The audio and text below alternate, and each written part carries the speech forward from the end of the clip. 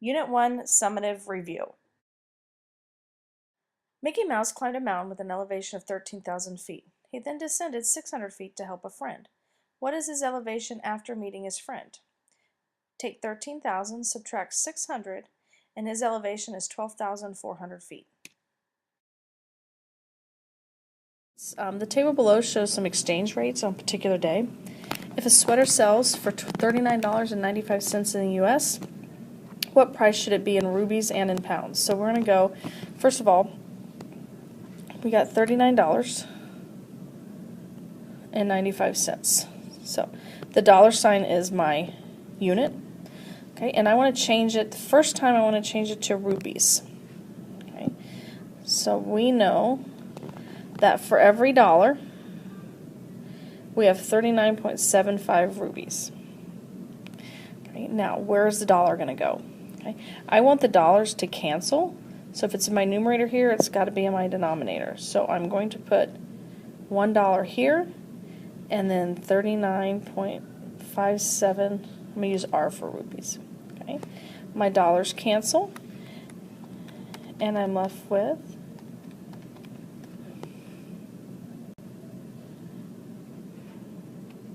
oops, 1,580 rupees. Okay. All right, the next thing our distributive property helps us do is look at fractions. So here it says what sum or difference is equivalent to x plus 2 divided by 5. Okay, and the thing you need to remember about division, this 5 is actually being divided into everything that's in the numerator. Okay, so when we split up, or when we change the way this is written, all we have to do is put a 5 under both numbers. So 7x plus 2 divided by 5 is the same thing as 7x divided by 5 plus 2 divided by 5. Okay, and the same with subtraction. So if we had 2x minus 6 divided by 7, and we want to split that up, okay, and it's equivalent, we're just going to have 2x over 7 minus 6 over 7. About what like terms are.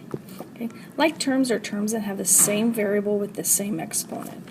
So if I have 2y, okay, like terms are going to be 3y, 1/2 y, negative 7y, okay, 1y, okay, and so on. Unlike terms are going to be anything that does not have a y. So for example, 2xy is unlike, 7y squared is not like those above, and 7. Those are all unlike terms with 2y. Okay. All right, so let's look at the first one. We have 8x squared plus 2x squared. Okay. If you look at x squared and x squared, the exponents are the same and the variables are the same, so we can add. What is 8 plus 2? And that is 10. So the answer is 10x. All right, so this one they actually solved a problem for you, and you need to find the error and correct it. All right, so they took 4 times x, got 4x, and they took 4 times 5 here. Okay, but what's in between those? It's a plus, and they put a multiplication. Okay, so it's wrong because they multiplied the two terms instead of added. So the correct answer would be 4x plus 20. Okay, and you cannot combine those because they're not like terms. An equation is a mathematical sentence that uses an equal sign. That's it. It doesn't have to have a variable. Okay, it can, it cannot. So here are two examples. 2x plus 4 equals 9. Okay, that is a mathematical equation because it has an equal sign. And then 7 plus 2 equals 6 plus 3. Those are both equations. All right, here's the start of another review for our Unit 1 summative. This is a number line, and we're going to talk about distance. Okay, the distance between 2 points. And that is written, okay, with 2 letters. So A, B, when they're together, they want to know the distance between A and B. The easiest thing to do is to count. Okay, make sure though when you count that your units are in 1. Okay, if they're in 2, make sure you're counting by 2's. Okay, so the distance between A and B, I'm going to count. Okay, you always start at 0. 1, 2, 3, 4. So the distance is 4. Okay. All right. What about CB? Okay. Now here, you're asking from C to B. And it doesn't matter if you go B, C, or C to B, but it says CB, so let's go ahead and count. So we're going to start at C. Okay, we always start at 0. So 1, 2, 3, 4, 5, 6, 7, 8, 9, 10. So the distance from CB is 10. All right, let's go DA. Okay, so we start at D, which is 0. 1, 2, 3, 4, 5, 6, 7, 8, 9, 10, 11, 12, 13, 14, 15, 16, 17, 18. So the distance is 18. Okay. Another way to do it is to subtract. Whenever you're finding the distance between two numbers, you can subtract the two numbers and then take the absolute value of those numbers. So let's go back to AB. All right, we have -9 minus a -5. Okay, take the absolute value of those. -9 minus a -5 is -4. Absolute value of -4 is 4. Okay, and that's what we got when we counted. All right, CB. Okay, so C is at 5. We're going to subtract B, which is at -5. All right, take the absolute value. All right, we get absolute value of 10, which is 10, and that's what I got when I counted. And then DA, if we want to subtract, so I'm going to take the absolute value. D is at 9, and we're going to subtract. A is at -9. Okay, change that, and we get absolute value of 18, which is 18. Okay, so it doesn't matter if you're adding or subtracting to find the distance or if you're counting. All right, next one. Is the opposite of a number always positive? So remember, the opposites are always, the opposite of 3 is -3. The opposite of A is -A. The opposite of 7 is -7. The opposite of -4 is a +4.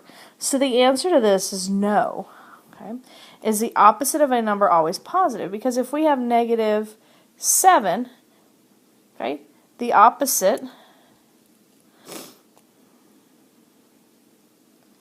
is 7, okay, which looks like it's a true statement. But what if I had 4? What's the opposite of 4? Okay, that's a -4. So the opposite is not always positive. So if I have a B, the opposite of B is -B. Okay. Sometimes the product of two positive numbers is less than either number. What type of numbers is this true? Describe the numbers. Okay, so we're going to do some trial and error. So the product, okay, remember, means to multiply. So product means multiply. So I'm multiplying two positive numbers, and their answer must be less than the two numbers. Okay, so let's start with a problem. Okay, so two positive numbers. Let's take 7 and 2. Both of them are positive. If I multiply them, I get 14. Okay, it wants to know if the product is less, okay, the answer is less than either one of those, and the answer is no. Okay, so we have to try the numbers. Are the only numbers whole numbers? Let's try a fraction. So let's try 1/2 times 8. Okay, half of 8 is 4. Okay. Now, is 4 less than either one of the numbers? Yes, 4 is less than a half, but it's not less than 8. So we're on the right track, and the fraction helps. So now let's try two fractions. Let's take 1/2 times 1/2. That gives me a 1/4. Is a 1/4 less than 1/2? Yes, it is. If you have 1/4 of a pizza, you have less than a half of a pizza. Okay, so this is an example of the product of two positive numbers, okay, is less than either number. All right, so a 1/4 is less than 1/2 and 1/2. So this only works if you have two fractions. Okay, it didn't work when we only had one fraction. It only works when there are two fractions. All right, what is the difference between an equation and expression? We talked about an equation a little earlier in the video. Remember, an equation is something that has an equal sign. Okay, anything. All right, Anything that has an equal sign is an equation. An expression is something that does not have an equal sign. So 2x plus 7. A squared plus b squared.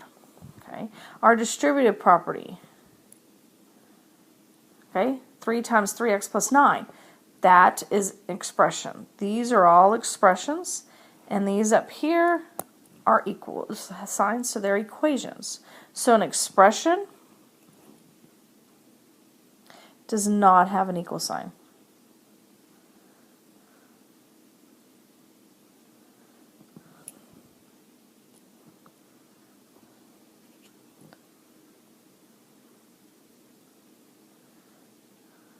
Okay.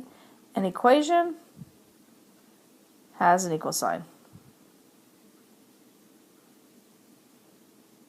All right, good luck on the test. I know you guys will do great.